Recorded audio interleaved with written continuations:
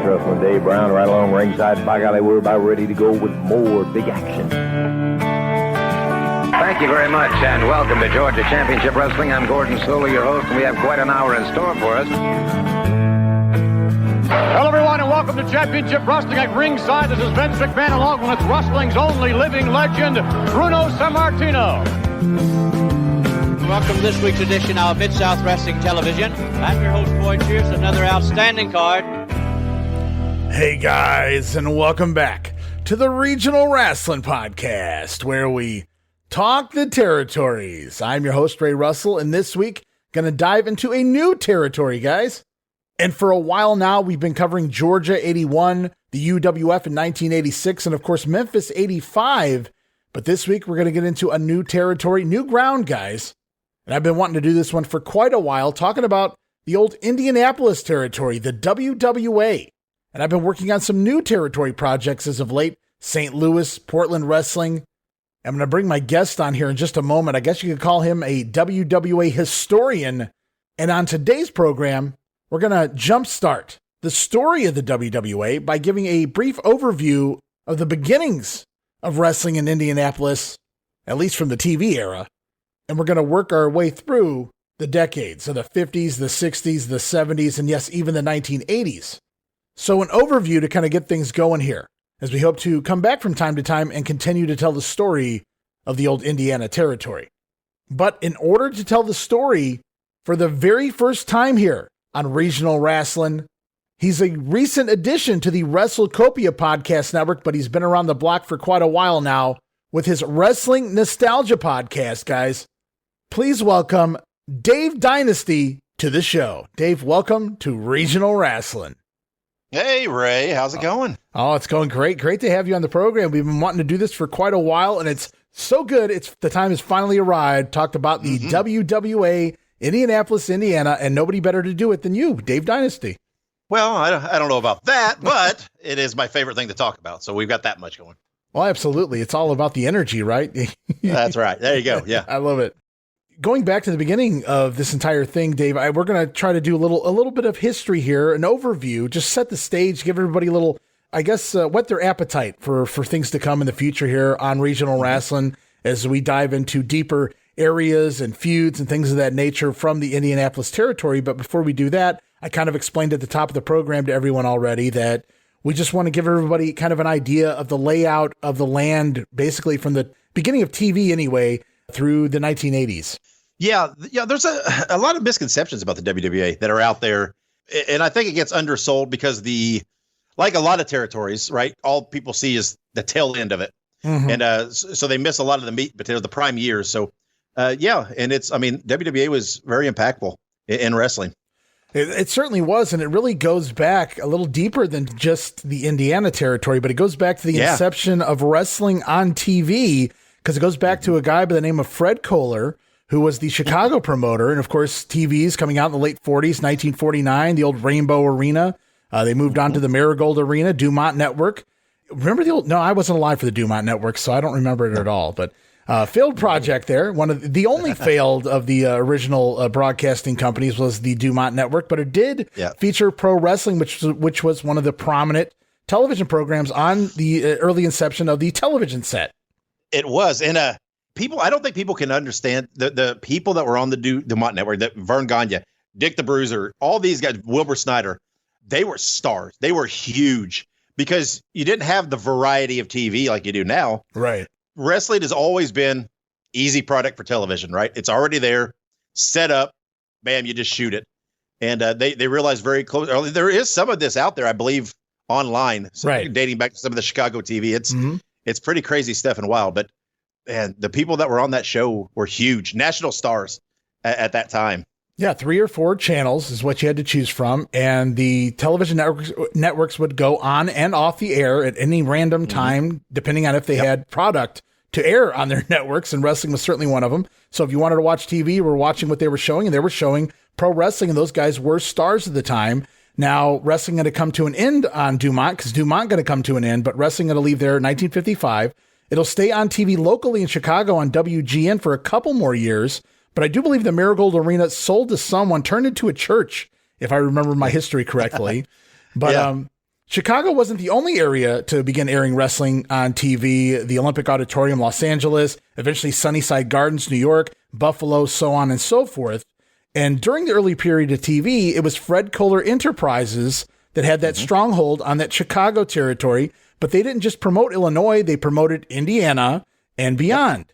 And as TV began, Kohler employed a young fellow, I guess he was young back then, by the name of Jim Barnett, oh my boy, who would act as the magazine writer, release the press releases, eventually a road agent of Fred Kohler, Barnett playing a big part even in getting that Chicago program on many syndicated markets. And so by the mid-50s, Barnett becomes part owner of the Indiana side of the territory, and that's where TV studio wrestling comes into play in the Indiana territory. Yep, it absolutely does. Yeah, Barnett owned owned the territory, owned the area, was the guy for Indiana wrestling at that time prior to Bruiser and Snyder. He was the man coming through with Fred Kohler. And I wasn't alive at that time, but they had, studio wrestling. I mean, out of Bloomington, WTTV4 was a very early station that did those. And then when they moved to Indianapolis, it moved up there too with Bruiser and them. But studio wrestling was a big thing in Indiana at that time.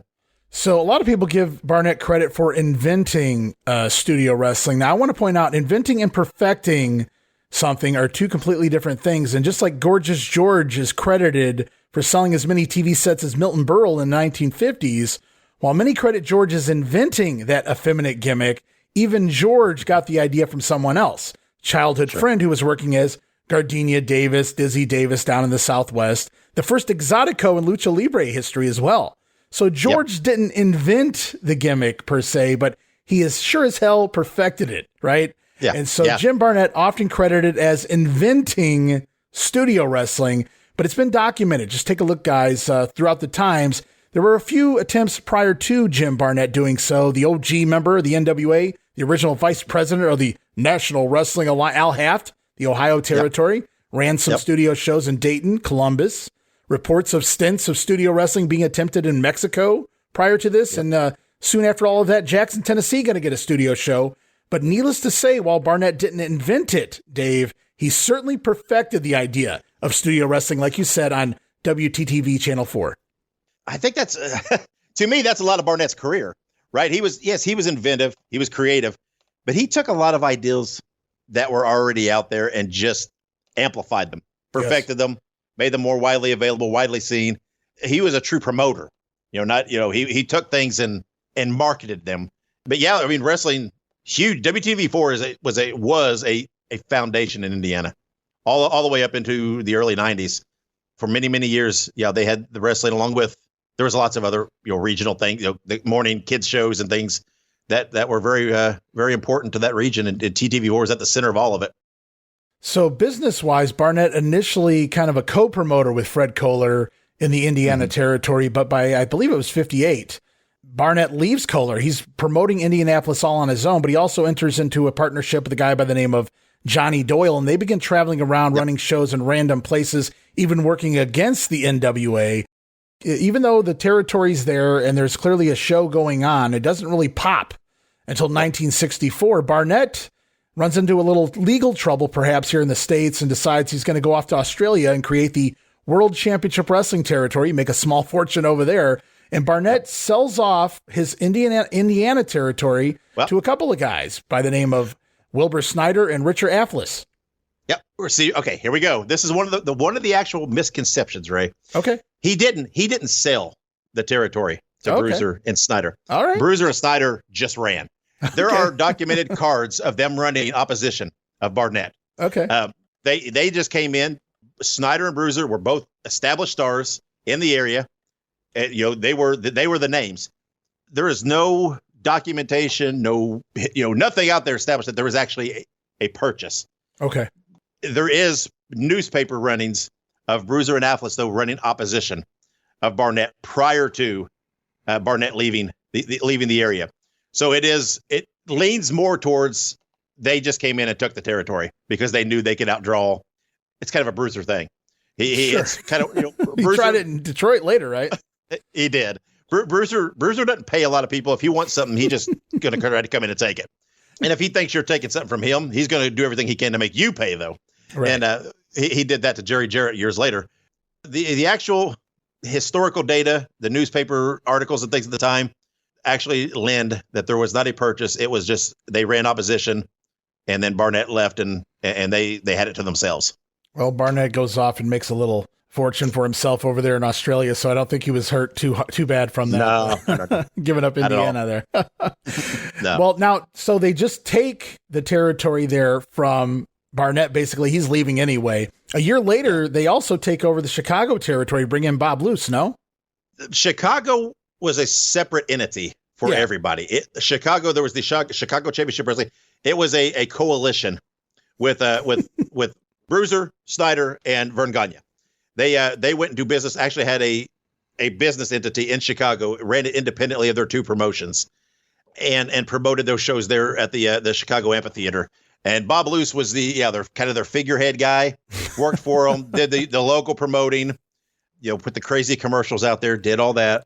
He was, their figurehead guy, did a lot of the legwork, but it was kind of an overlap of Bruiser's and Vern's territory in a separate legal entity from each of their promotions. Okay, well, we're going to come back to Indiana in just a second, but I wanted to ask you another question in regards to Chicago. I don't know if you have any information on this. You talk about Snyder and Bruiser just kind of took the territory there in Indiana.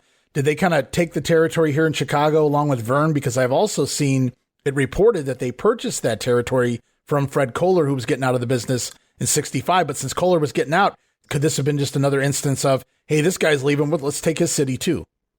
If memory serves, I think Vern had already had some inroads into Chicago. Okay. And Bruiser and Vern always had a very good relationship throughout the entire career. And I don't know if they purchased from Kohler or if they just came in and took instinctively. I would say I think maybe there was a little more of a purchase because Vern was involved. Vern was a little more traditional with some of this stuff. Sure. And they had all worked with Kohler more than Barnett. And had a little more history there in Chicago. I would venture to guess they purchased that Chicago area, formed that entity, and then started running it as a group. Rather as it came in more aggressively with them. I think it was probably a different scenario than what they felt it was with Barnett. Yeah, and as I see Vern involved too, I think it would probably, like you said, be a little more traditional in the business sense and the wrestling sense. It's still odd though when you look at the man Dick the Bruiser and some of the people he was in working agreements with and business relationship. Vern Gagne and Dick the Bruiser, just two polar opposites, but yet working together because green makes the world go around. And I mean, Bruiser being so big in St. Louis, it didn't make sense on paper that those things would work, but it was very unique because by sense of the word, Bruiser was not affiliated. He had this loose affiliation with the AWA, right? Because he worked with them in Chicago, but he also worked NWA territories. And did his own thing. He was almost like he was just an anomaly. Yeah. That he just did what he wanted. Who's going to say something? No one's going to say. And it's so peculiar how it all worked over the years. I mean, Bruiser literally, he kind of did his own thing, did what he wanted. And nobody seemed to complain too much, I guess. There are a few bumps in the road, but sure. I'm sure there were complaints, but they probably mumbled under their breath some, at least back in the 60s, 70s here. So WWA, as you said, had a working agreement loosely with the AWA. So they would share, I guess you could call it share talent from time to time here in the 60s and the 70s. But this is, it's your time to shine. 1964, they take over the Indianapolis territory. Let's talk about some of the big things, some of the big names, some of the ideas going on here in the WWA in the 60s. In the 60s, they formed the WWA, which at that time, the name is always weird because it's kind of a derivative of LA because Bruiser won the title in LA, brought it back to Indianapolis, established that, hey, this is my world title. LA then, filled their own thing and did their thing. Long term, the WWA was the World Wrestling Association. But in these early years, there was a lot of times they referred to themselves as the World Wrestling Alliance. And I don't know that there's a rhyme or reason to this because it seems to at certain times in the 60s go back and forth until they kind of settle on association. They established this. They put the business in their wives' names because they were appearing, they were wrestling. Right. They were talent. And they used a lot of guys. Obviously Bruiser and Snyder were two of the big draws. They used Gene Kiniski. Johnny Valentine was there a lot. Crusher, Moose Cholak, Paul Christie. He was fairly young at that time, but he was coming in the late 60s. They were using Baron von Raschke. Mr. Arakawa, all these guys that became their prominent guys in the 70s started coming in the 60s. They had an Assassins tag team. It was not the Assassins. They did their own Assassins. Guy Mitchell and Tommaso, right? Tommaso, yeah. That was Bobby Heenan's first team that he managed. So, Heenan started there in the 60s. So they were using a lot of established guys that Bruiser knew, Bruiser liked, and Bruiser kind of almost guys that were in the same style as Bruiser. A lot of, serious, tough neck kind of guys. A lot of guys that were already established there in the Midwest, had been through, right, was using them. Yeah, I mean, I earlier today, I was looking through the tag team history, the title history, and Wilbur Snyder basically teamed with everyone. Now, who's who for the next 20 years as a tag team champion off and on. Of course, with Dick the Bruiser, that's how it starts out. But Moose Cholak, Arriba, Luis Martinez, Pat O'Connor, Paul Christie, Pepper Gomez, Dominic DiNucci, even Spike Huber in the early 80s. So Wilbur Snyder really made the rounds in the tag team scene here. And so he was obviously a prominent feature as one half of the owner of the territory. And again, I think it goes back. There's the old adage, when you have a territory, who can you depend on, right? Who's going to be there? Who's going to make those shows? Who's not going to, stand you up? And so that's why you see a lot of them, the owners, the bookers, or whoever, or as the champions, because they know they're going to be at those shows. But that's not undermining. I mean, Wilbur was a draw. It was coming off that Dumont network and everything else. He played football in Canada. A huge college star. He was a draw at this time. Like Bruiser. They were two great guys for them to build each other around. And they just knew early on, hey, yeah, we're stars, we're drawing, we're making money, but the real money is in the promoting. That's where we're really going to make money and be able to control our careers. So that's what they did. They went out and they just took it and did it. They got TV instantly off of the notoriety of Bruiser and Snyder and the guys they were using right from the get-go. They had Chuck Marlowe as one of their announcers, who was a prominent sports announcer in Indiana, did a lot of college basketball and different things. They had a young, I can't think of his name right off the top of my head. The guy that ended up becoming Sammy Terry, for some reason, his real name is just completely blanking on me. Later, it was kind of the local horror host when I was a kid. Oh, okay. And before that, did that Saturday night spooky movie thing. But back then he was Bob Carter. That was his name. Excuse me. Bob Carter. He did other announcing, right? He was just starting his career. So he did a lot of the early appearances on WWA TV as well. And they just very quickly became entrenched in Indiana and in Indiana television and in Indiana culture, because these guys had already been for a decade now, had already been there and on all these wrestling shows. And a lot of they were just promoting it in the papers as championship wrestling. I don't even know how many people understood there was technically an ownership change or what was going on, because they were seeing kind of the same guys. Like I said, Bruiser was using a lot of guys he knew and could depend on. Some of the unfortunate side is some of these guys he's using in the 60s, he was also using somewhat in the 80s. Yeah, I noticed that. Yeah, and I'm not saying, again, they weren't attractions. They couldn't bring in a few people. But Bruiser probably was not using them in the right capacity necessarily in the 80s. He still thought they were all main event prime? Talents in the ring. Yeah. I gotcha. That's why a lot of people talk about they aged out later. We'll get to that, I'm sure. At some point in time, I have difference of opinions at that time. Okay. But it is a fact. Bruiser used a lot of guys prolonged that longer than he should have. Well, I see some names working there in the 80s that I don't see working anywhere else by the 80s. So it feels like he kept a few people employed beyond where they probably wouldn't have been able to find jobs outside of an indie show here or there prior to that period. So Bruiser did keep a few people paid. Hopefully they got paid anyway for that time period. But I wanted to go back just real quickly. You talked about Chuck Marlowe, who had started, I believe, back in the, at least with the Bruiser and Snyder era of the WWA here as an announcer. And what's funny is, again, not a wrestling announcer. He was a TV studio guy, like a sports guy. Yep. And we would see that everywhere that had studio wrestling, right? Lance Russell, Dave Brown worked for the TV studio, right? Dave Brown, weatherman. Lance Russell worked behind the scenes as well. Bob Caudle, when he got his start with Crockett because he worked for the TV studio. So, and that worked. That happened everywhere. And so no different here than in the WWA, because, hey, the guys are already here. The studio personnel already fit the gig. They're getting paid to work here for us, whatever we tell them to do. So it just all works out. Yeah. And Chuck, there's a couple shows that I have from that late 60s where Chuck's still there. And he did a good job, right? It's the same concept as those other guys. He brought this officialness, this respectability to it, right? Because he was an actual broadcaster, and he spoke in that very calm, professional manner. That was a contrast to some of the wild stuff happening. And Chuck Marlowe for decades called Indiana University basketball. He was the voice of Indiana University basketball for years on WTTV4 because they were on there for decades. Even when I was a kid, when I was watching IU basketball, Chuck Marlowe was the guy calling those games. It's funny when like later when you're looking back on this and you find out these guys that I knew from other aspects of television who were working for the station at that time. Yeah. and doing that. Just same with Bob Carter. He worked for the station. So he dabbled in the wrestling with them, later did the horror host thing because he was still on TTV4. So he was still working for the station. And there was a lot of that though, because like Dick the Bruiser would make public appearances with the kids show host, the Cowboy Bob and Janie that worked for WTTV4. They would do parades together on floats. This is the WTTV network of star guy, and Bruiser was considered part of that for a long time. I was going to say, was Dick the Bruiser on this float with random people? He was. He was. He did all this. Hey, everybody. Yeah. I always wonder with some of these guys, when you get this conglomeration of these people working for TTV4 and in any of these stations like this, what they were like away from I would love to hear Dick the Bruiser talking to the guy playing Sammy Terry and looking conversations.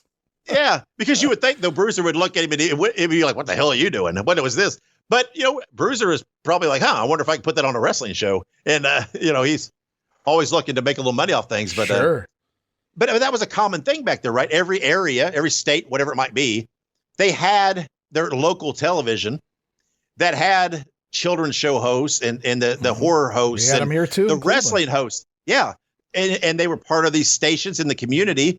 So there was overlap with the appearances and different things because it was just part of that area's culture.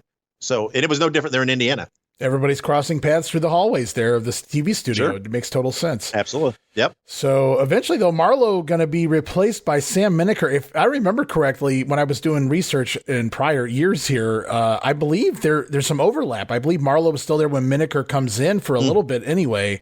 But eventually they phase Marlowe out. I'm not really sure what the deal was with that. But Sam Menacker going to come in and take over, I believe, in the early 70s. Yeah, and part of it, I think, had to do with the shift.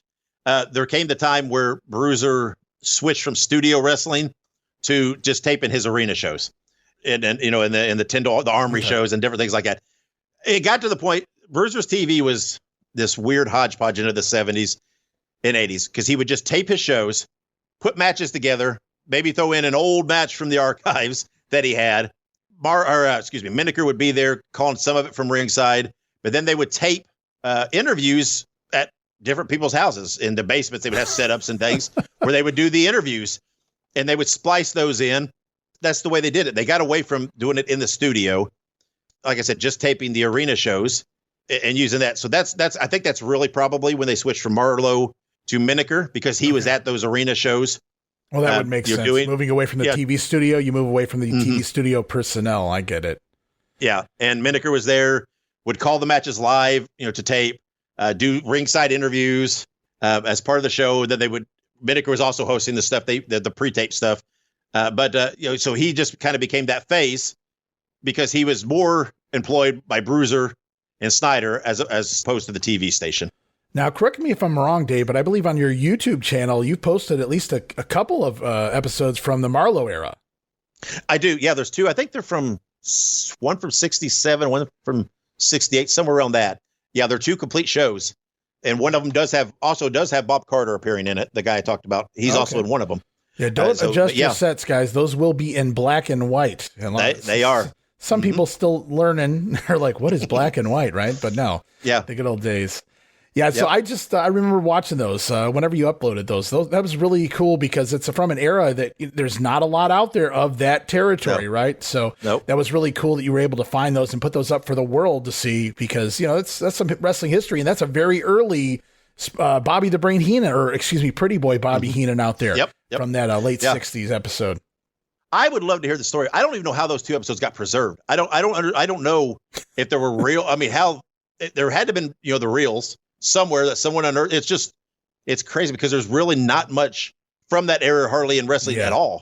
Right. As far as TV goes, because it was a totally different mindset. So, but yeah, they're great to watch, especially, from the historical standpoint. The wrestling, it depends. It depends on your style, but it's fascinating to watch, to get that slice of what it was like at that time, in studio wrestling and television wrestling.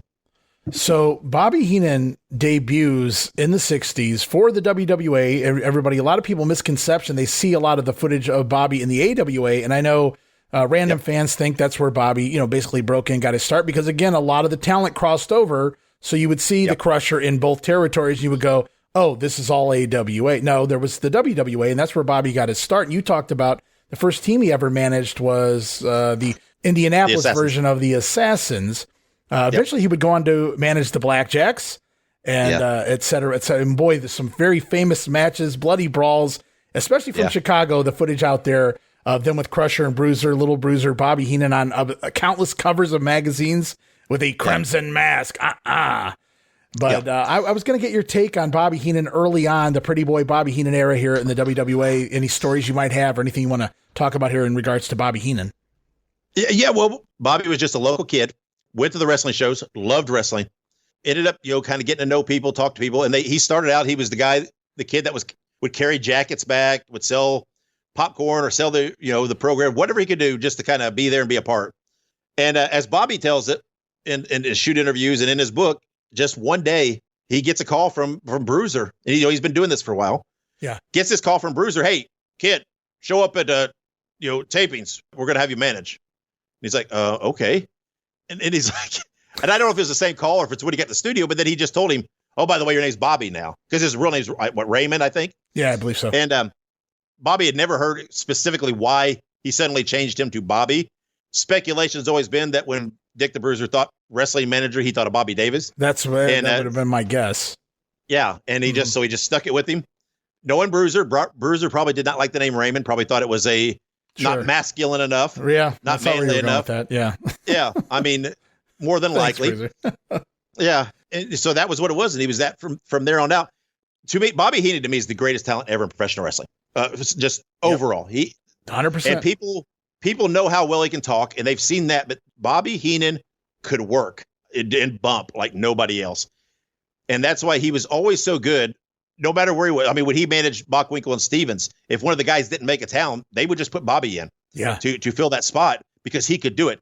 And Bobby was so perfect to be the adversary for Dick the Bruiser, because Bruiser's this brawling, badass, tough guy, and Bobby would just throw himself all over and bump for him. Yeah. And it made Bruiser look that much bigger. Bobby would bleed all over the place, had that blonde hair, so it would show up. You could see it in all the way up the cheap seats. So it was just great. He managed so many guys that came through, but it really didn't matter because it was all about Bruiser and Heenan. And the wrestlers were kind of secondary, kind of much like it was in the WWF later with Heenan and Hogan. Same concept, right? It didn't matter who came through the family. But yeah, Bobby got his start in WWE. He did several years in WWE before he went to the AWA. And yeah, he just kind of went to the AWA because of how they worked together. And obviously it was there many years. Obviously, there ended up being a pay dispute with Bobby and Bruiser. Bobby thought he should make a little more money. Bruiser thought he should. Yeah, absolutely. I'm sure he would. I love Bruiser, but no matter what it was, Bobby, I would side with Bobby in this 100% without even knowing the numbers. Right. That guy wants more, pay him more. Yeah, because, every good face has to have that top-notch heel, and Bobby was it.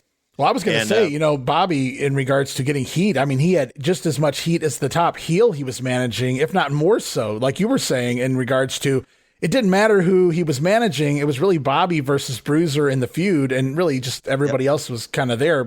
And I'm not putting them down because you needed those wrestlers to wrestle. Bobby was just going to take the bumps, right?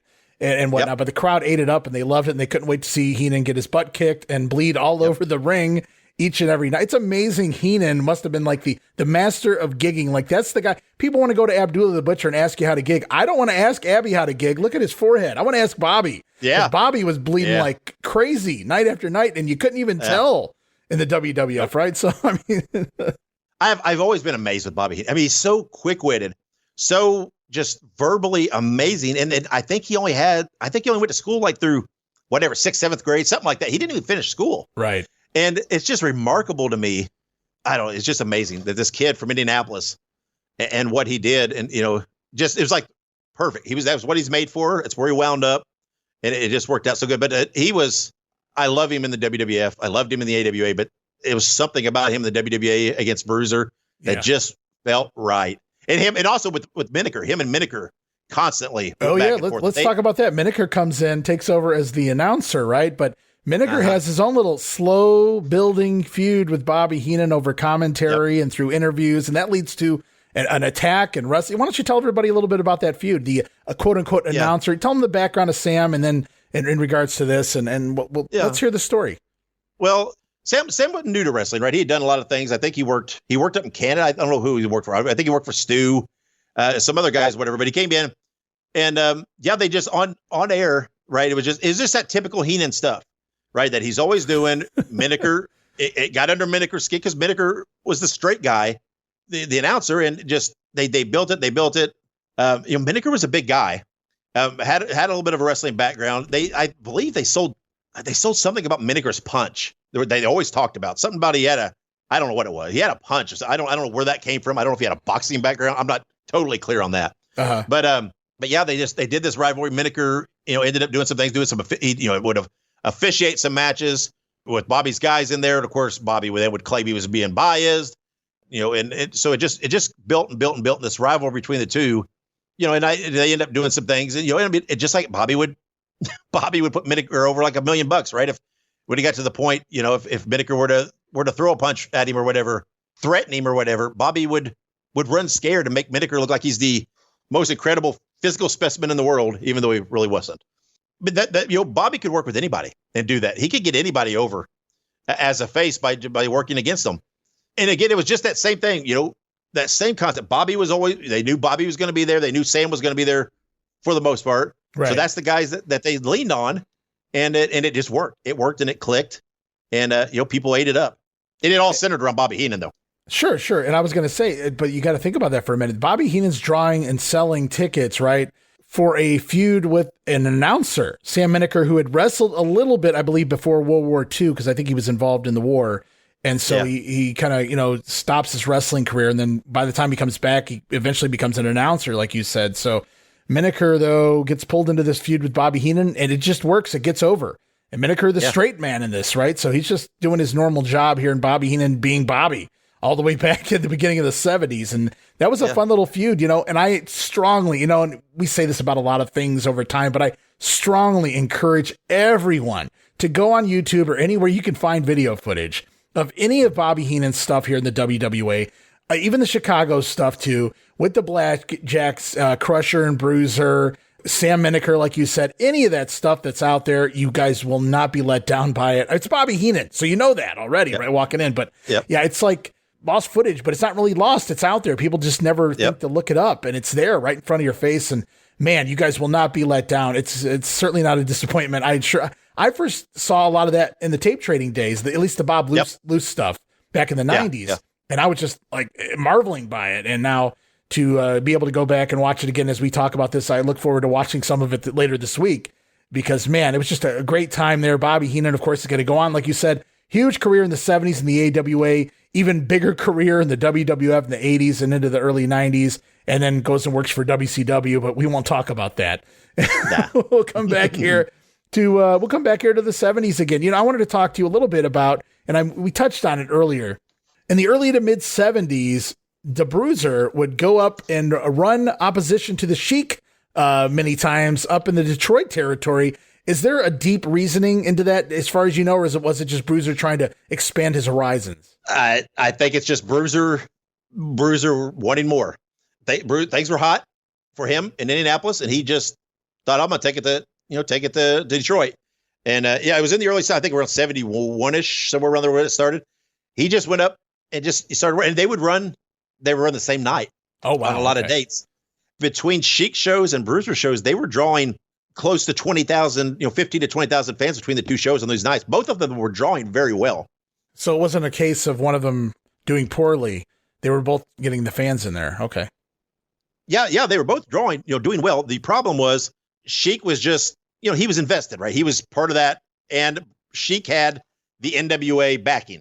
Yeah. if they would run, if Bruiser was running opposition, the NWA would send talent in, stack the card, and Bruiser ultimately he couldn't overcome, right? He couldn't run Sheik out, so he kind of pulled out.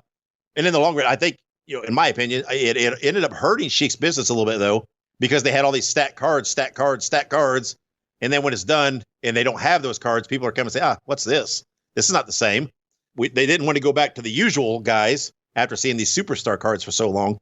But I think it's just a money thing. I mean, because it's wild, because when the invasion was over, they just started working together again. Bruiser started appearing in Detroit. Sheik would appear in Indianapolis. It's like no hard feelings. Right. They would just business. They started working together. Yeah, and it's wild. But I think it's just a case of Bruiser wanting to make more money. Thought he could go in and take Detroit from the Sheik, and maybe just got a little overzealous. But I mean, he did okay there. But between the travel and everything else, I just don't know in the long run if it wasn't going to work for him. I guess by taking into account, Sheik won because Bruiser pulled out and backed down. I think there was a kind of an impact there, I think, on the Sheik long term. I'm not the greatest guy to speak on that, but sure, that's my opinions. But I don't think there was any. You've done enough research. You're entitled to your opinions. It's pretty good, educated guess there, I think. Anyway. Yeah, I mean, because Detroit declined pretty quickly there in the late 70s. Right. I do think some of it has to. There were some of the same symptoms of Bruiser, right? Sheik used a lot of the same guys a little past where he should probably. Absolutely. Yeah, and I think, but I do think there had to have been an impact when you're running these star-studded NWA supercards to try to keep the attendance up against Bruiser, and then when it's said and done, and you go back to your normal crew, that the fans they're not gonna perceive that quite the same. You're gonna lose some of those fans who are used to seeing so many guys. Maybe that's why Sheik worked for Bruiser, because business for him was not doing great, so he was willing to go down there and get paid some. Yeah, it was an interesting time, kind of a peculiar rivalry thing, because it's both guys did okay. The one guy just left again, and Sheik was still there, and it's not your typical run opposition type deal. It kind of unique. Well, outside looking in, it feels like by the mid 70s things were on the decline a little bit for both guys to some degree. And so it feels like they kind of turned to each other like, well, we kind of screwed each other here. Why don't we start helping each other out a little bit to get the business back up, so to speak. Yeah. And like you said, trading talent or trading one another, the promoters working for the opposition, if you want to call it that by that point. This is Wrestling Nostalgia, the podcast that dives into wrestling history. Hey, wrestling fans, I'm Dave Dynasty, and if you enjoy podcasts that are knowledgeable and history-driven, then Wrestling Nostalgia is for you. With great guests and fun interviews, there are over 200 episodes in our archives. We chat with several first-time guests and often cover topics not discussed on other podcasts. Look up Wrestling Nostalgia on your favorite podcast platform and visit all of our links at linktree/WrestlePod. That is linktr.ee/RASSLEPOD.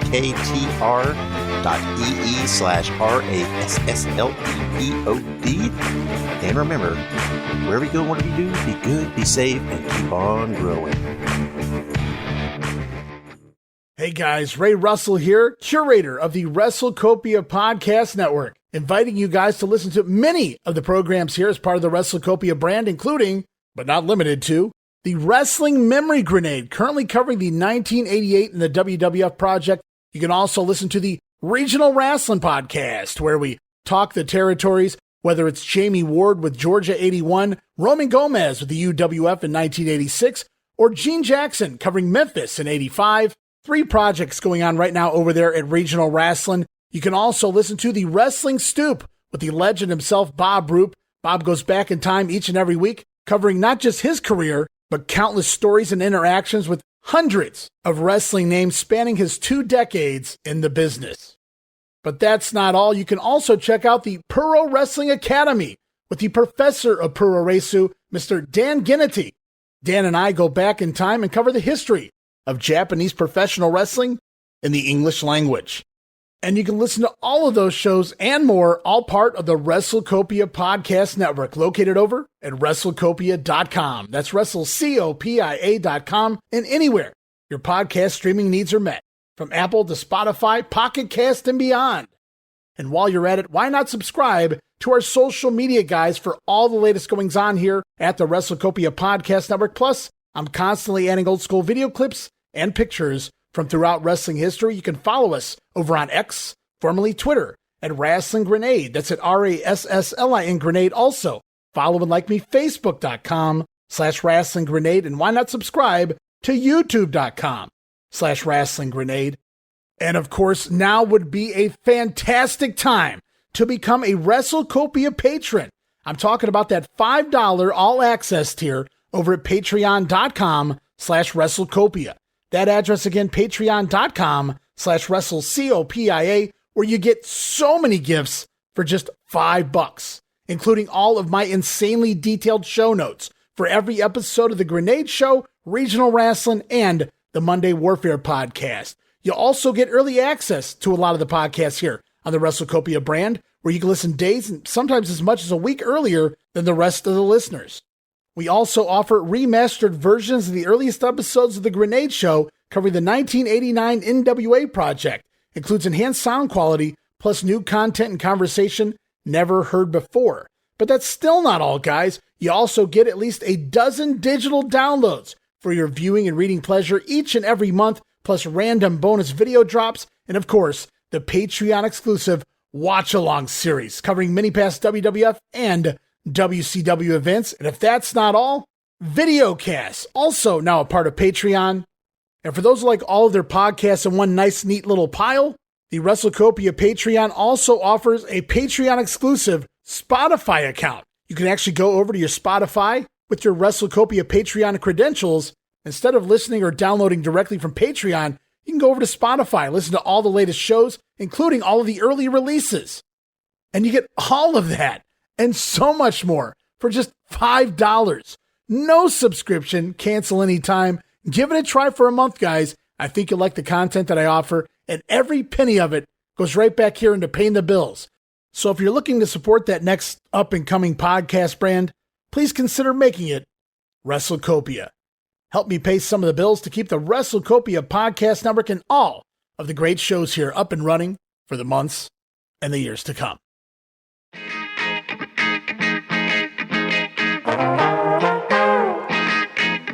Hey, it's Bob Smith, and guess what? The Outdated Wrestling Hour is now part of the WrestleCopia Podcast Network. But hey, no fear, you're still going to hear the unique guests, comedy, music, authors, journalists, funny people. Who knows who's going to end up on the Outdated Wrestling Hour? Remember, it's all new and all old. So check it out in the WrestleCopia Podcast Network and wherever you get your podcasts. Listen if you know what's good for you. I wanted to go back with you here real quickly to the tag team scene. And I'm looking at all the different teams that came through here. A lot of foreign gimmick talent here. The Kangaroos, Costello and Don Kent, Arakawa and Dr. Moto, Nikolai and Boris Volkov. Both versions of the French Legionnaires, Sergeant Jacques Goulet with Don Fargo and then Zeranov Lebeau, I believe it was. Yep.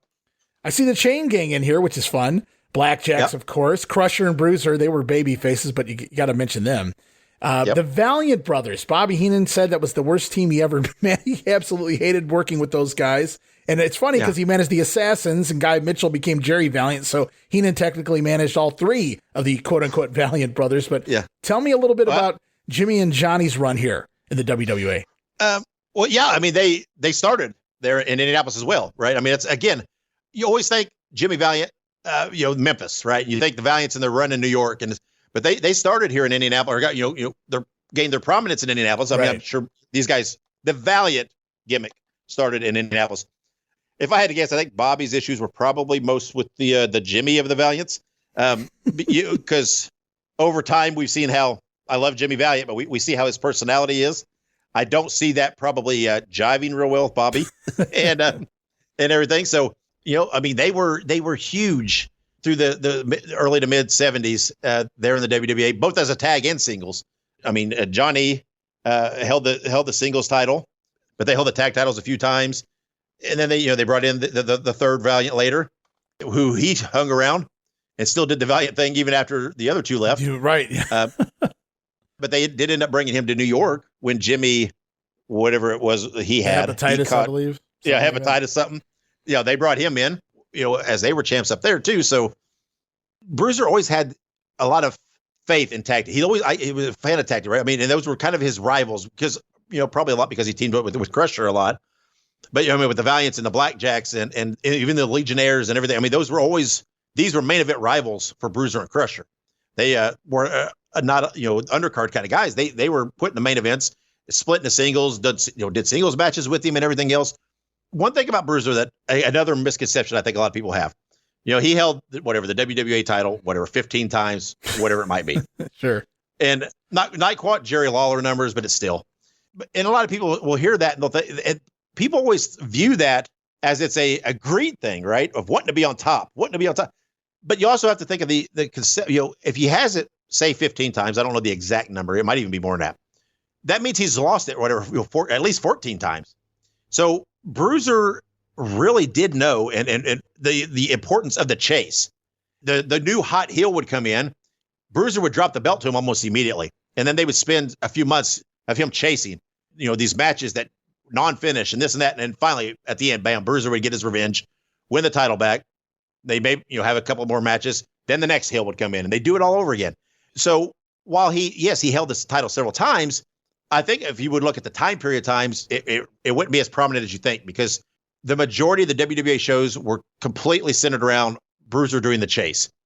And it was often a lot with the tag teams, right? Bruiser and Crusher held them several times, but Bruiser always thought the money was in them chasing. That's how you got the most mileage out of the heels. Right. Is for them to be on top, cheating their way to hold off the challenge, the babyface challenger until finally the babyface gets the payoff, blow off the feud, move on to the next guys. And that was his formula, and it worked for so long. And that's why you see so many teams and talent that came through that are spoken of as these main event levels because they got their runs, and then they would move on. And, and they sometimes would come back. But, you had the run with the Valiants, the run with the Blackjacks, the run with Arakawa and Moto and the Legionnaires and the Chain Gang and the Graduates and all these teams, even on up into the 80s with, he was still doing it with guys like, the Max Brothers or the whatever they were, the World Warriors and the Wild Hogs. He did this all the way up into the 80s with these teams. Right. And it was often by that time, Snyder had retired, Crusher had cut back. So Bruiser was teaming with lots of other guys and everything else to do this. But Bruiser had his formula and he stuck with it. And that's what he did, whether it be singles or tag team. And that's why I think so many guys got over so well in the area because he would bring them in and instantly put them over, establish them, and then start the chase to try to draw the house. Well, that's pretty good analysis, man. I really appreciate that breakdown for me in regards to how Bruiser, basically booked the territory. Was Bruiser the book? I'm assuming it wasn't like the other territories where they would go and get a booker to work for 6 or months or a year or whatever. Was Bruiser the one doing the booking overall? Yeah. It would start and end with Bruiser. Okay. I'm sure Snyder had his, but I don't know that Snyder, though, from the conversations I've heard people have, I don't know that Snyder cared a lot about the creative input. Okay. Yeah. I'm sure he did to a degree, but I think Snyder just wanted to do his thing and make the promoter money, and that was it. Okay. And I think most of it was with Bruiser, for better or worse. There were times when it was probably not the greatest idea, and it could have used freshen up. But again, Bruiser, for whatever reason, didn't seem to be very trusting of people, and I don't know that he would have ever put someone in that position. I'm not saying he didn't listen to input from guys. Later, like into the 80s, Jerry Graham Jr. had a lot of input and a lot of creative direction. And he would listen to guys and whatever else. I don't think that he would ever fully trust someone else to completely handle it, especially not with him. Something we'll have to key on at some point because it's a fascinating topic to me. Is Bruiser working with Jerry Jarrett in Memphis in '82? Yes, for a short, for like 9 months. That even got to be an issue then with Bruiser not being able to let someone else handle the booking in that area. That's kind of what happened with that agreement. That could be a whole episode on its own. Oh yeah, that's most definitely. And I was going to touch on it. I mean, it's in my bullet points here, but that's definitely could be definitely an episode all into itself as well. Such a fascinating time. It's just so wild because like the New York Dolls from Memphis came up and won the tag titles, brought the tag titles, the WWA tag titles on Memphis TV, talking about the Young Lions, Spike Huber and Steve Regal, who they also did appearances in Memphis. I think Jerry, when he looked at the WWA roster, I think he only thought Huber and Regal were the best guys to use. They were the only youngest, young guys, right? Yeah, exactly. But I actually talked and interviewed Jerry Jarrett one time just about this. Didn't talk to him about anything else. Just about this 88, 82. About Dick the Bruiser and working with him in Memphis and in through 82. And it's just always such a fascinating time to me. It's this wild little, like, almost 9-month period that a lot of people aren't aware of. And we're actually, Memphis TV was running in the Indiana time slots and stuff. I don't know. It was a case. I think Jarrett could have came in and just took it, I think, if he wanted, because he was established enough, had a much better TV show and whatever else. But he didn't do that. Ultimately, he just said, this is not working, and went back to Memphis. It's a very fascinating little period in both WWE and Memphis. I believe it's right around that time too. Wilbur Snyder bows out, like he leaves the promotion side of things. So it's down to Bruiser, and maybe that's why he goes and tries to work out a deal with Jerry Jarrett. Yeah. Maybe the things were struggling around 82. There was a dip in a lot of the towns. Bruiser still, when he read his armory shows in Indianapolis, they were still doing okay, but it was not quite what it once was. Partially because of him, partially it was just part of the changing landscape of TV, right, and of wrestling that Bruiser and a lot of the territories didn't keep up with. Right, they didn't evolve at the same rate. Thought they could do the same old thing, and it just didn't work. When you have the national shows coming into your area, people are looking at your show thinking, this looks minor league now compared to this, and it hurt and impacted. So yeah, I think it was a lifeline, right? He was just trying to save his business. And, had worked with Jerry, knew Jerry. Territorially wise, they were very close, right? Go, down to Louisville, which is pretty much the border. And, he just reached out to try to get some assistance and kind of, help try to rejuvenate the territory. And, it just had its give bumps. over the keys, though, I guess, right? Even though Jerry Jarrett clearly knew what he was doing by this point in time. That was pretty well established. Bruiser just couldn't give it up. Nope. He said he would. It was supposed to. That was the part of the agreement that, hey, let me do my thing. You just play along. And again, I don't want to dive too much into this because I think we do. No, I totally get you. Yeah, where Bruiser flexed his muscle, did a thing, and that's where Jerry says, "Yeah, forget this. This ain't working. It's not worth it." Right? Yeah, I got you. No. I can't wait to get into that deeper. Absolutely. 1982 Memphis WWA. Going to be a fun time when we get there, Dave, for sure. So I'm looking through here, and you talked about the money was in the chase, and a lot of territories felt that way. Not all of them, but a lot of them. And I'm looking at some of the names that Bruiser batted back and forth with. Gene Kiniski, of course, the former NWA World Champion. But Ox Baker comes in and has quite a run here in the mid-'70s. And there's a lot of overlap in the Detroit, Indianapolis, even the old Cleveland territory in regards to the talent, right? I'd already mentioned Luis Martinez and several others, and I'm looking at Ox Baker, Guy Mitchell, who was the stomper here, go on to become Jerry Valiant. He was the Strangler too, as the champion, I believe, in Indianapolis.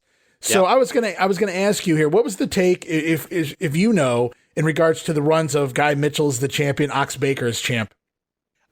Again, just that same concept, right? I mean, Bruiser knew Ox, brought in, this is another big heel I can work with. He could get some heat. Put the belt on him, do the chase. Jerry Valiant, Guy Mitchell, he did so many gimmicks in Indianapolis. He, did the Jerry Valiant, the Guy Mitchell he was the Strangler, kind of the mid to late 70s. That he actually had a run with the title as well there. It's just whatever. I guess he just did all these gimmicks for Bruiser to stay. But I just think these were all guys Bruiser had encountered that Bruiser liked. He liked that style of guy, thought he could work with them. So he would bring him in again. Ox worked a lot, like you said, around the Midwest. Yeah, doing the territories and the promotions, and so he just came through and did his time with Bruiser in Indianapolis before moving on. It seems like a lot of guys would come in and do that for a few months, just come in for a summer or a few months or whatever it might be, work with Bruiser and then move on until the next guy would come in, and that was I think it was just Bruiser's booking style. He had his regular guys that did the mid cards. And then the tag teams and whatever that were there prolonged periods and everything else. But the guys that he worked with a lot in the main event would cycle through and move on. And I was specifically asking in that regard to the Ox Baker era, because I believe some of that footage is out there as well from around that time period when Ox Baker was there. Looking at some of the other names here that Bruiser worked with in the main event, Baron von Raschke comes through, and even King Kong Brody because you can't be Bruiser Brody when you're working for a territory owned by the original Bruiser. Yeah, and that was actually part of their feud, was a feud for the name Bruiser. Bruiser, right. And Brody, he won the belt from Bruiser and won the name, so they would call him King Kong Bruiser Brody. And then Dick went on TV and said, "Oh, I don't deserve to be Dick the Bruiser anymore. I'm Dick the Loser." And he did that for a while until he ultimately won the title and his name back and everything else. But yeah, he was more often, he was called King Kong Brody, but he did get to use that Bruiser part there for a bit. Okay. And I believe there was an issue. I've never got the straight story or to find someone to really get the straight story from, but I believe there was a very major pay issue with Brody and Heenan, or Brody and Bruiser. The story I've always heard is resulted in Brody putting Bruiser up against a locker and ultimately getting his money. So I think Bruiser was even wise enough at that time to maybe not try to over work Brody on the pay. Yes. And ultimately end up paying him what he's worth, and they were okay. Brody, he worked quite a bit in Indiana. Brody, for whatever, there was this connection, I'm guessing maybe from St. Louis, that Brody and Spike Huber worked a lot. Okay. Because there was a time period where Spike Huber ran some opposition shows to Bruiser. Bruiser had bad luck with son-in-laws. And that was during that part where there was that issue, because Spike was his son-in-law, then not his son-in-law, and so on. Anyway, he ran, and he had Brody on his shows when he ran them. And I'm assuming because Brody was big in St. Louis and Spike was pretty big in St. Louis, so I'm assuming it stemmed a lot from that, and working in St. Louis. Mm-hmm. I'm guessing it's maybe where they got connected and got to know each other. It looks like the chase, the stories of both tag team and heavyweight title here in the WWA, looks like that works out. And again, we go back to Bruiser wanting to have the final say in regards to the booking. And I'm sure he took ideas, because nobody comes up with every idea for 15 years straight or beyond. But you hear tell of other territories, they bring guys in, they leave, they get burned out 6 months, a year. Some make it 2 years. Even Ole Anderson, the only negative thing he had to say about himself in his entire book was he overextended himself trying to book for Georgia and Mid-Atlantic at the same time and for too long. That was his only failure in his entire life, according to Ole. And so even Ole says, dude, there's a time where, you just put the book down, put the pencil down, right? And it doesn't seem like Bruiser wanted to do that. And it worked for quite a while.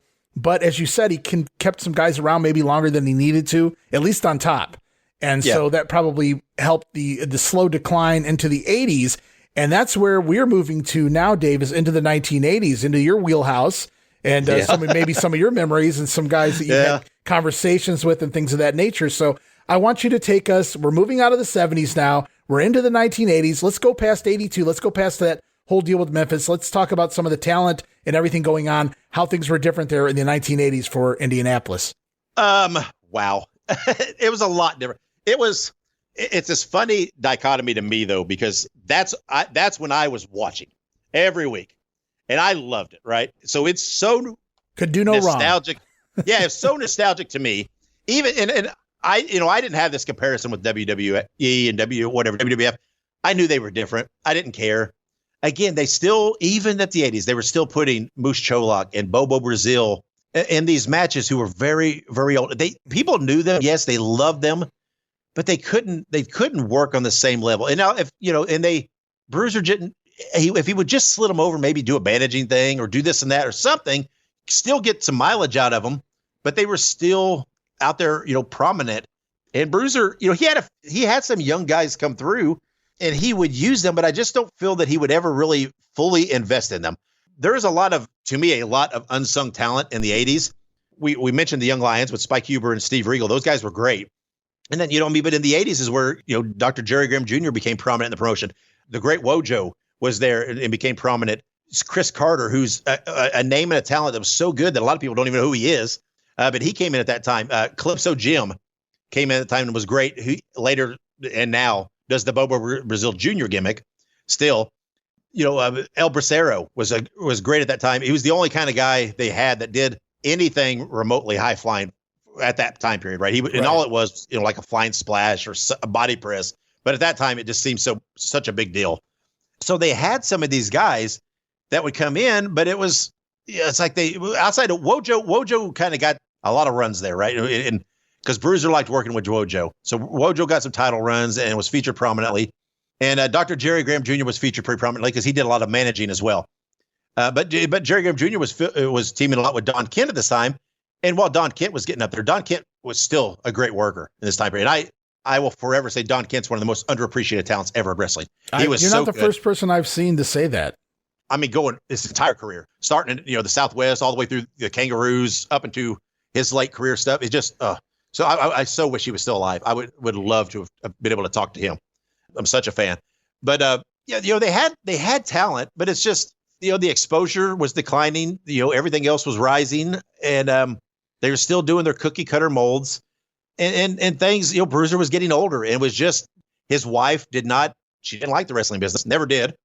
They had a home in Florida. I think she was really putting the pressure on Bruiser to, let's step away. Let's get out of this. Let's just retire, live in Florida. You can do some appearances here and there, but let's don't do this full time anymore. Right. So there was a lot of that coming. And Bruiser, I think, was trying to hang on, but becoming maybe a little bit disenchanted with things. So it was this weird mix. And but he also had in the 80s, he was using some copycat wrestlers too. Oh, he's doing some Pfeffer stuff, huh? When you're putting those on TV, I mean, he had a guy literally come in and was doing the drill instructor, Sergeant Slaughter. That was literally his name. It was not Sergeant Slaughter, clearly. He had a guy doing a Jerry Lawler that was spelled different. Now, this guy looked amazingly like Jerry Lawler, but it wasn't Jerry Lawler. But he was coming in to the point they would even put him on TV with some title belt and bill him as the Southern champion. Wow. And then there was some that was a little more peripheral, like with Abdullah the Great was kind of an Abdullah the Butcher, but had a little bit of original. I mean, it wasn't like a carbon copy. So there was some of those guys. It was a little, but it was just it's kind of a weird period for the WWA, and until it transitioned over, and he kind of he stepped back from ownership and running it, and kind of sold it off. Then it got a few years of rejuvenation there in the mid to late 80s, in my eyes at least. Still kind of unheralded, but the product's so much better. I just think, I don't know, Bruiser, they were still doing okay, but Bruiser still thought he was capable of filling stadiums, and maybe just didn't, if he could have evolved down and thought, let's maybe see if we can't go back to doing a studio show or doing some smaller, things. And maybe he could have evolved a little bit and hung on a few more years as just focusing on local. Mm-hmm. But again, I think age and family pressure, I don't know if he was that invested in, I don't want to say he didn't care, but I mean, it's just that I think he saw the writing on, hey, my years are winding down here. I think those things were already starting to percolate in his mind. With any promotion that I begin to study, I typically start from the beginning. Good place to start, right? Or somewhere where something big happens anyway. Yeah. To change the entire area, the entire territory, region, or whatever. Same thing with the WWA. It started from the beginning, at least from the beginning of the TV era, and I've kind of been studying along, and I've made it through the 70s, and I know a lot about the 80s, but I don't know anywhere near as much as you do.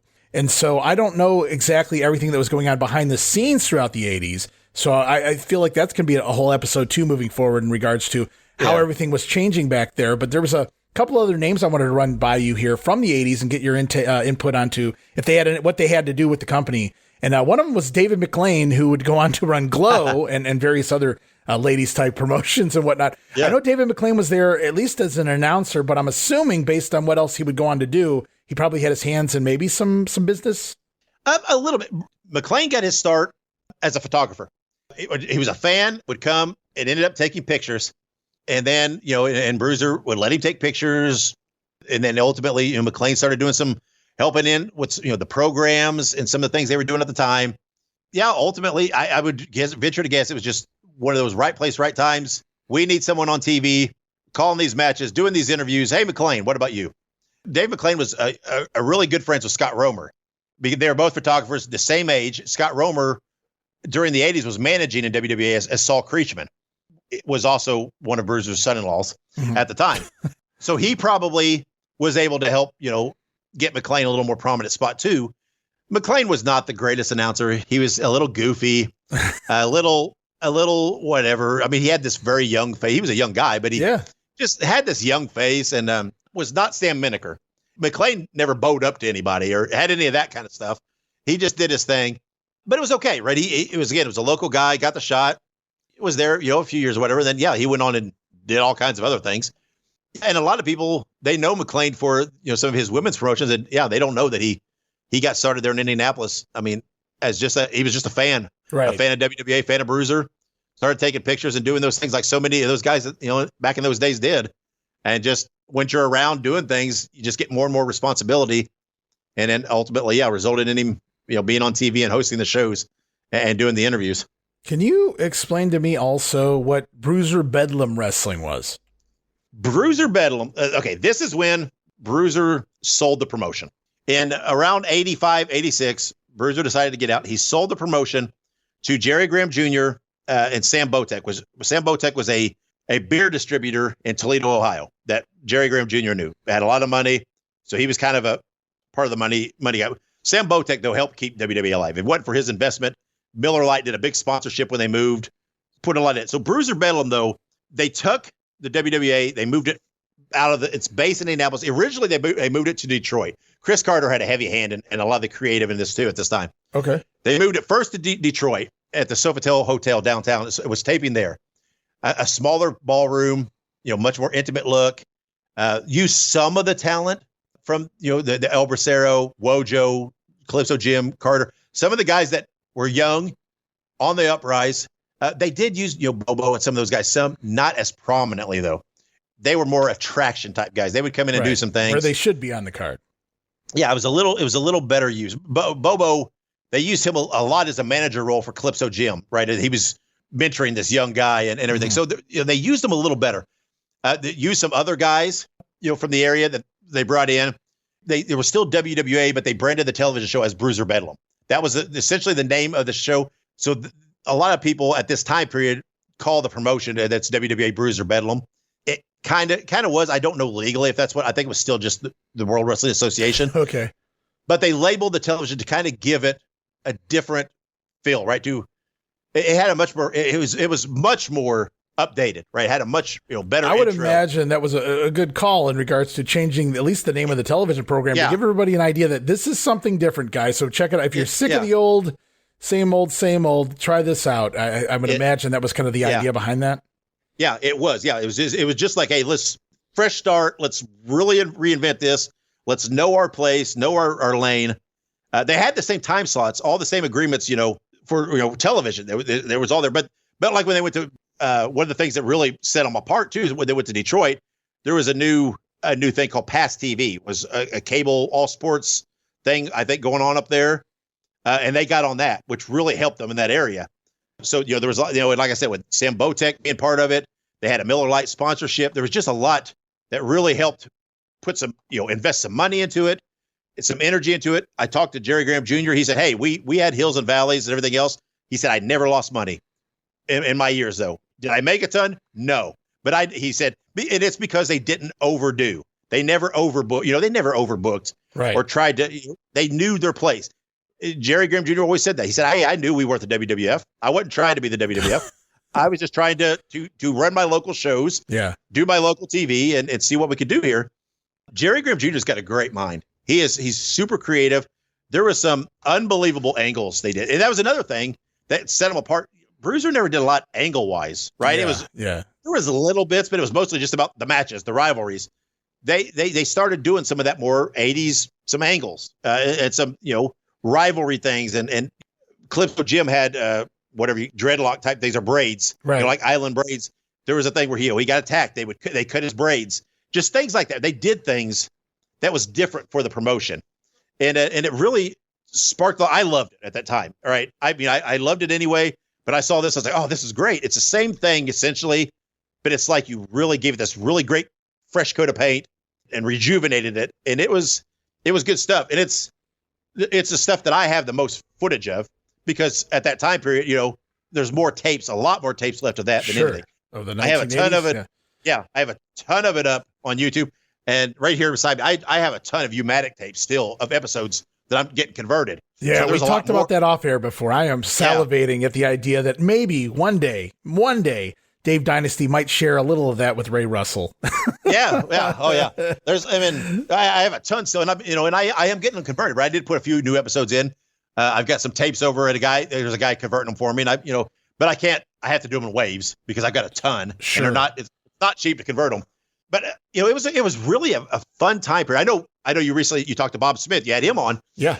Bob loved this. This is how me and Bob Smith got to know each other, because Bob Smith discovered it on YouTube and then reached out to me and said, "What is this Bruiser Bedlam thing?" I worked in the magazines and I'd never heard of it. I was going to say, Bob worked in the fucking magazine. Yeah. Sorry, guys, about the language here. Yeah. He worked in the magazine and didn't even know what this was. That's insane. We never covered this. I had no idea. He said, I had heard a few of the names, but he said, this is good stuff. He's had Chris Carter on his show.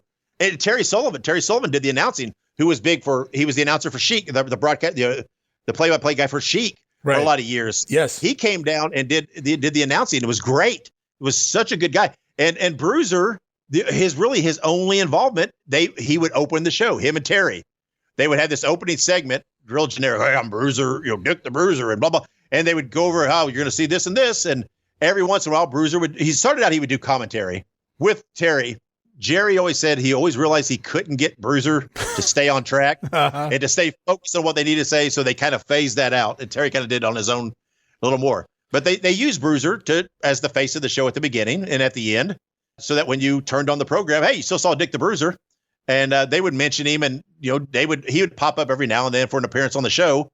But they always had this thing is that they always sold it. Dick the Bruiser, you're now an announcer. You can't be involved. You can't be physically involved. So there was that differentiation of he's not going to get in the ring. Right.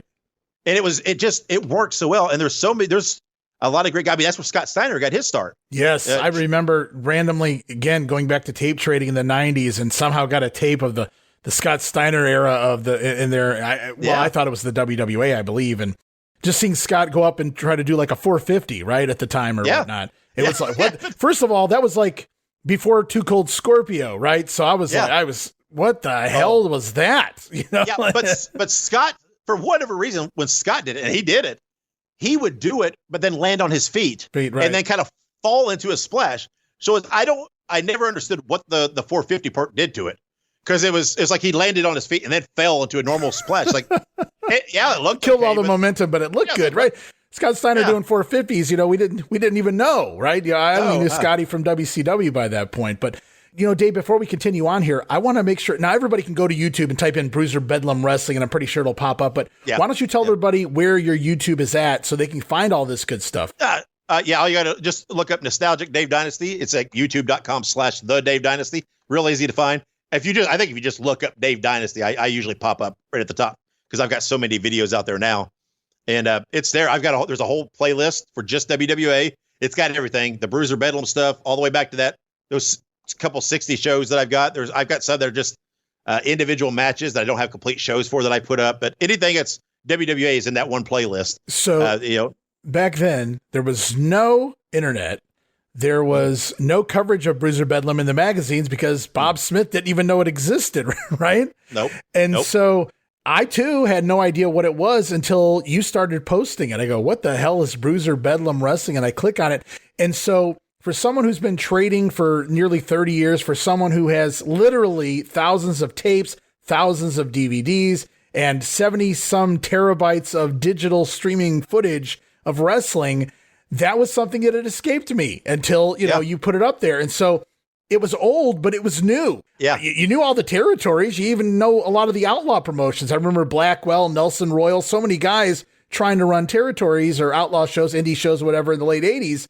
Never heard of Bruiser Bedlam until you came along. And so we are so appreciative as fans for you doing this for us because, wow, it's like a whole brand new world, but it's from the era that I love. So it's tremendous.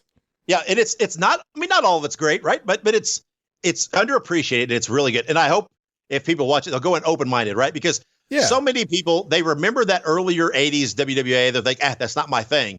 And while yes, this is still the WWA, it's a continuation on. It really evolved into something different. They kept the titles, they kept the lineage, they the history, everything else into it, right? But and a lot of the same talent, but they were a little more particular with the talent, and it's different. It's a different product. And it was just fun. And it's so peculiar to me. You never cross paths because they end up moving to Toledo, Ohio, and they were very big in Ohio. We're in shows in Ohio all over. So it's so odd. Yeah. That I don't think they ever got to the Cleveland area that I've ever seen or heard of. Well, there's a lot of indie promotions coming through, especially back in the 80s, early 90s. And so, it could have just been, they all say championship wrestling on the bills. So you don't really know. But the names I'm very familiar with a lot of the names that they did work the Ohio territories and indie promotions and whatnot. So I remember, Bobo Jr. all the way into the 2000s, him working around areas. So Bo's still working. Bo's still, I've known Bo for probably 20 plus years now. Okay. Pretty good friends with him. When I did my brief stint in wrestling and managing, Bo helped me so much. He did a lot of my training, helped me out so much. And he was kind of a mentor to me. And I love Bo. But when I first saw him at this show and first encountered him, in my mind, I wasn't looking at Bobo Brazil Jr. I said, holy crap, that's Calypso Jim. I'm like, this is the guy I watched on TV. Yeah. And I went up and I'm like, dude, I'm not trying to be disrespectful here, but are you Calypso Jim? And he didn't care. He's like, oh, yeah, that was me. And I was like, oh, my God. And that's what I knew him from. That's what I marked out a little bit for, was because that's, how I knew him. He's a great guy. He's still out there kind of doing his thing and everything. But, he was very prominent in Bruiser Bedlam. I mean, he was a big attraction. And there was a lot of young guys that came through there. Al Snow came through there when he was young, teaming with Mickey Doyle. And stuff. And the Sensationals, I believe. The Sensationals, yep. Yes. And they had a run as tag. Oh, actually, I think they were the last WWA tag champs before they folded up. But there was lots of the Golden Lion, who later got to start there, was another Bruiser son-in-law, and ended up currently is now known as Dick the Bruiser Jr. and still kind of out there doing some things. So all right, there's that. Not actually Bruiser's son, but he was. Oh, it still is a son-in-law. He's still married technically to his daughter. But there's there was a lot of good. There were some guys that were kind of sure. There's always going to be that. But they had their place in the card, right? Those weren't the guys that were in the promotion revolved around. To me, the heart and soul of that promotion, the Bedlam years, was Chris Carter. And I'm telling you, if you've not seen Chris Carter, people need to watch Chris Carter. And Bob Smith will agree with me. Bob Smith is second into this. He has told me this. Chris Carter had one of the best heel turns ever when he turned. It was a double turn. He turned heel. Jerry Graham Jr. turned face. Coming out of a Jerry Graham Jr. car wreck, it was an absolute master. It was a master class, and they were getting literally getting near riot situations at some of those shows because the injuries to Graham Jr. were legit. He was in a wheelchair, and they utilized that. They utilized one of Graham's sons. It was just great. It was great stuff. Carter was so good as a heel. He even did the turned his back on because he was always known as the Spirit of America when he was a good guy. This clean cut guy.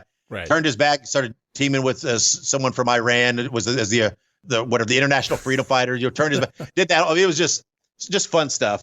I love those years. There's so much to like there, and I could ramble for just hours just on that alone. When did the TV close up shop? It was around 91 is when it finally was said and done. The last tail run, I think they were doing a lot of recycled shows where they were just, kind of repackaging some old stuff to finish out some things. But by 90, and I don't think they were on as many stations at that time by that time. But they were, through 90, they were still running pretty good. But then by 91, and if you hear Jerry Graham, he just realized they got to that point. He's like, things are changing too much. It doesn't pay to do this. WWE, WCW, all this is out there. I'm not trying to be them, but they pretty much got the market cornered. And so he just decided, let's just call it a day before it ends up, tanking for us on, do it on my terms. So that's when he closed it up and ended the run. So technically, the WWE, went from 64 to 91 technically. And what a history too, because you go back to pre-studio wrestling, Chicago, obviously Fred Kohler promoting out of Chicago, but he also had the Indiana area. Mm-hmm. And then of course, Barnett getting that from Kohler and running his TV studio wrestling there and doing what they do. And then eventually Barnett leaving for Australia, and then Bruiser and Snyder coming in. So the company changes again. The entire format and style, I would imagine, are very different between Jim Barnett and Dick the Bruiser throughout the 60s and the 70s, and lots of big names came through there, as we've already touched on several of them. It did. And then it changes again in the 1980s. Bruiser looking, Snyder out, Bruiser looking to shake things up, works with Jerry Jarrett. That doesn't work out so well. So we try a couple other things, and eventually Bruiser going to move away from the business himself, at least mostly. we get it's funny how it becomes Bruiser Bedlam Wrestling after Bruiser Lee. It seems like he would have named it after himself beforehand, but it's, but it's funny. Bruiser never totally got out of it. He was still making appearances and had run a couple spot shows just right before he died. I mean, he was always still, had his finger, but just nothing. I would have guessed. Yeah. Nothing. I mean, in Indiana, Dick the Bruiser all the time would just pop up at fair appearances and parades and stuff because he was always in Indiana. Everybody has a Dick the Bruiser story. Even like my dad. My dad didn't like wrestling. He hated wrestling, but my dad, I was raised in Columbus, Indiana. We had a fairgrounds the old fairgrounds right down, in the middle of town. He would even go there. He even went to wrestling shows there to see Dick the Bruiser, even though he didn't like wrestling. My dad had, a great story. He pulled Dick the Bruiser over one time and talked about my dad was a police officer and stuff. So there's lots of great stories like that stuff. But everybody in Indiana's got Dick the Bruiser stories and know who he is. So he could always go back to Indiana and find a payday. And again, you go back to the national superstar that aired across, all of the states on TV back in the 1950s. Dick the Bruiser was one of the many. My grandfather watched some wrestling in the 50s. Again, I talked about this recently on another show, is back then you only had so much you could watch. And so that's what you watched, or you just didn't watch TV. And of course, TV was still fairly new at that point. So you watched it, right? And so Dick the Bruiser, one of the very many wrestlers of the time. And my grandfather, as I was growing up, did not watch wrestling. He probably hadn't watched it since the 50s.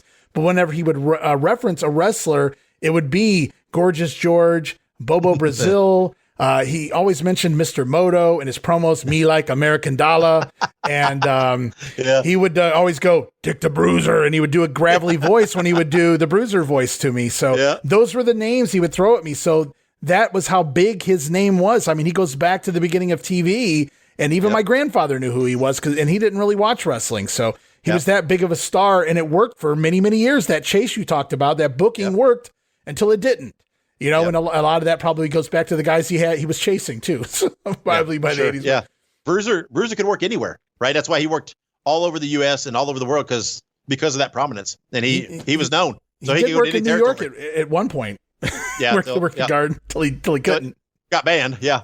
But it happens. You're right. We all get banned from the garden once or twice in our life. But anyway, Dave, why don't you tell everybody where they can find you on social media and all about your awesome podcast, the Wrestling Nostalgia Podcast here on WrestleCopia?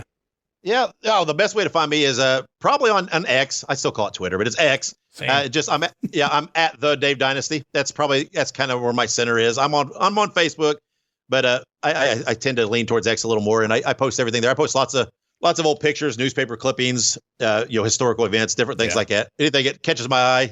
Obviously a lot of centralized on the WWA, and there's the Wrestling Nostalgia Show. I've been doing it this October, next month, will be 8 years I've been doing it total. Wow. And so there were some dry periods in there where I didn't do it as much and had to take a break, but it's nothing big, but it's back, full bore doing I do weekly interviews, get lots of great guys, lots of great guests.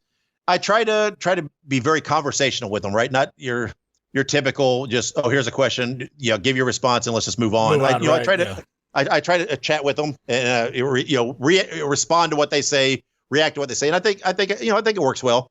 And I've got had some great guests, got some great guests lined up. Did a great interview this morning. I'm very, very superstitious that I will not announce a guest until I have the interview in the book. Oh yeah, because I'm so afraid that if I do, because guys have to reschedule, and then I'm always so afraid that if I announce it, it won't ever get rescheduled, and then I'll look like a fool. But I think that's smart booking, Dave. It is. I've been burned a few times. Nobody's fault, just it happened. So, that's in the book. So coming up in the next few weeks, I just did an interview today with Barry Darso, Demolition Smash. Great, phenomenal, great interview. Loved it. I was always such a Demolition fan. I know you're a Demolition fan. Yeah, I was going to say. Yeah, so I was trying not to mark out when I was talking to him. I always tell myself that 13-year-old Dave would marvel at the people that grown Dave gets to talk to. I have that conversation with my brother on the phone, because sometimes he'll tell me, because he's not really in the podcasting world, but he listens to my shows, and he comes on the Grenade Show I do every once in a blue moon, because we talk about growing up watching wrestling. And he every once in a while he'll go, did you ever think when we were like freaking 9 and 10 that like one day you'd just be talking to these guys that we were like, yeah, it's so crazy. Yeah, it's so weird. It's so, I literally, when I first started talking to Darso, and I don't know, I was here in the house and my wife's like, what are you smiling about? I'm like, I just got a text from, Demolition Smash. I'm like, that is just such a funny thing in my life. It's just so odd to even think that's a thing, but it's fun. It's like, I still have that childlike quality of, I love wrestling. I love that passion and I love the story. I mean, I've always been starved for the historical side to know more and more. And you never, wrestling there's always new things unearthed and it's so amazing. So that's why I love talking to these guys so much, is just to hear their takes, hear their stories and their experiences. And anybody that's worked in the business, any substantial time has got great stories to tell. So it's getting them on and talking to them and giving them a platform to do it. Yeah. I absolutely love it. Wrestlers like to talk, so you don't have to get them too much. Just give them the platform and they'll tell you some stories. Yeah. Oh, but it's on all the podcast platforms and, like I said, on the WrestleCopia network. So it's easy to find. Just look up Wrestling Nostalgia. Yes. Very easy. Yep. I love it, man. And, I get to go back because you have so many past episodes too. So it's like, I just scroll through on a free day, free hour, whatever. I'm driving somewhere. I'm like, let's see who else Dave has interviewed in the past. And we just click on it and let it go. And it's good times, man. Yeah. I had some weird ones in the past because when we started out, we really focused just on Midwest guys, like current guys. So I was giving a lot of young guys and interviewing them and it was okay. But it's like, I don't know. It's like, it's hard to talk to some of the young guys because they don't have a lot to talk about yet, right? I'm not diminishing them. No. But we did have some gems in there, though. Like, I have in our network, we have my podcast, I have the first interview ever with Brian Pillman Jr. that he ever did. We were the first ones. He wasn't even training yet. He had just agreed to go do his initial training with Lance Storm. Okay. And so all we did was talked about, his dad and his past and what brought him to this point and some of the, his past with his family and things. But he said that's the first interview he's ever done. And look where he's at now. Dave, sometimes you ask those hard hitting questions that sometimes I wonder, like, how is he going to work this in? I'm not afraid. Yeah. You talked with Korchenko recently about his disappearance from the UWF, the Cowboy Bill Watts. I love that. I was like, he asked the question. Yes, I marked out for the question. I talked to John Tatum about the Missy Hyatt affair with Eddie Gilbert. I'm not afraid to ask. I'm like, what's the worst that's going to happen? I mean, hopefully they don't get mad because I'm sure I'm not the first. Right. But if they, I'm quick if they're going to, I've never had anybody push back that hard. So, but I'm always like, hey, if I get pushed back, I'm just like, hey, it's okay. You don't have to, like when I talked to Smash today, I did bring up the Hall of Fame thing, right? Mm-hmm. That about Demolition. And I told him, I said, hey, if you can't or don't want to talk about this, don't want to answer it, so be it. But I've got to ask this question. I cannot let this interview go and not ask the question. Okay. So that's always been my view. I'm like, if I'm not going to ask the question, what's the point in doing it? Well, stay tuned for the answer, guys, to that question. Yeah. You've had a lot of recent interviews, PN News, Rod Price. I mean, just the list goes on. And it's like you said, it's so many different talents from so many different regions, different promotions, different eras. I love it so very much. John Tatum and Rod Price, one of my favorite tag teams of the global era. And we've talked to both of them. I had Jack Victory too, if you want to throw in that mix there with him.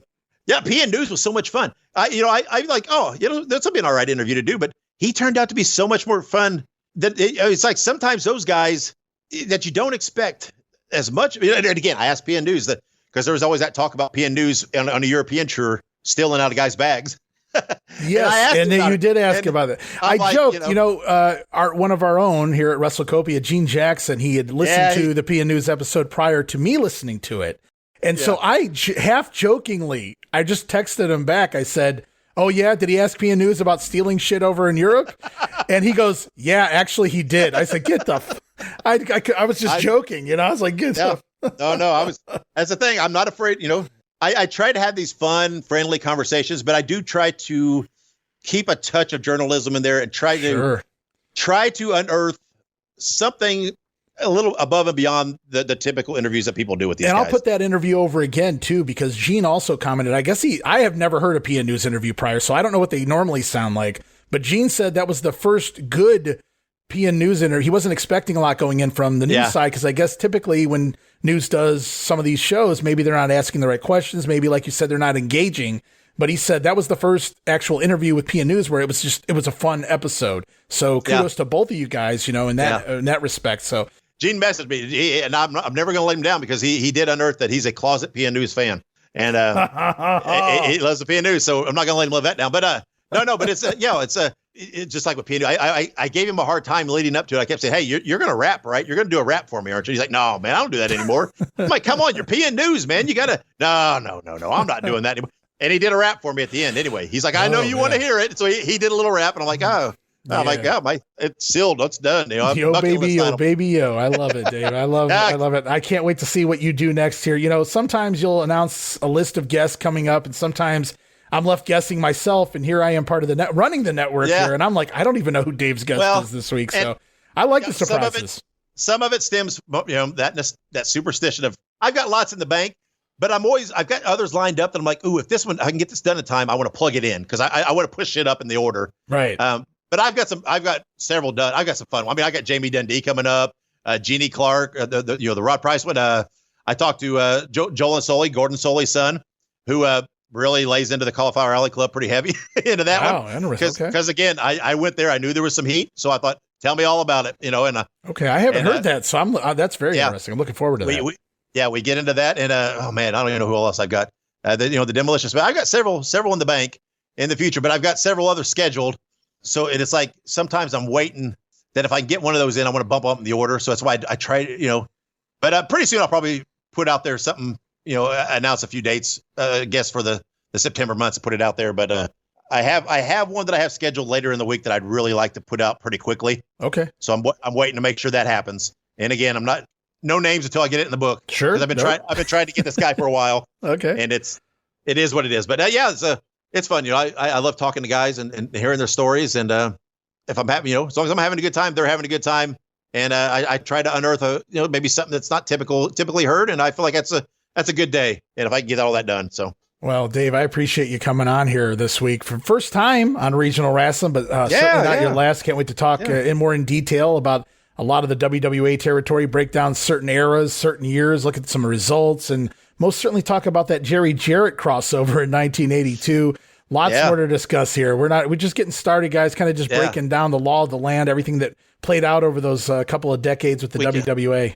Yeah, we get to that 80s stuff and there be that crossover with the Memphis. We start talking about the Wild Hogs. Yes, the Wild Hogs, because me and Gene have been watching them as of late. So man, love me some Hogs. I love those guys.